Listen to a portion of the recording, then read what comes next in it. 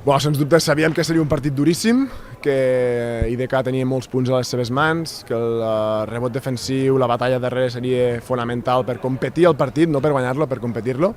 Hem patit amb el rebot ofensiu, sobretot al principi del primer quart, després hem estat algo millor, tot i que evidentment elles tenim molt potencial amb això. Dos pròrrogues molt lluitades, una segona part on se'ns ha tancat la cistella, no?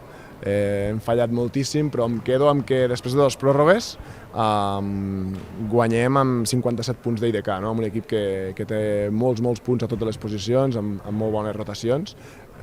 Em quedo amb això, no? Amb el treball de l'equip, tot i no tenir un bon dia a davant, i ens enduem una victòria molt important per l'equip, molt important pel club, molt satisfactòria per l'afició, estem contents. Darrere molt bé, perquè hem entrat a la batalla i realment no hem donat facilitats.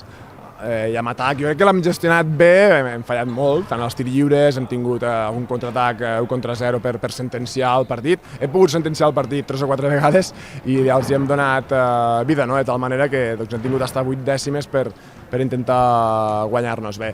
Som un equip jove, però, escolta, si tots els equips joves lluiten així els 40 minuts darrere, benvingut les joves. Bé, on té sostre el club, no? Està clar que els que portem molts anys al Cedis, el Cedis portem molts anys a l'elit i encadenem la tercera copa en els darrers 5 anys.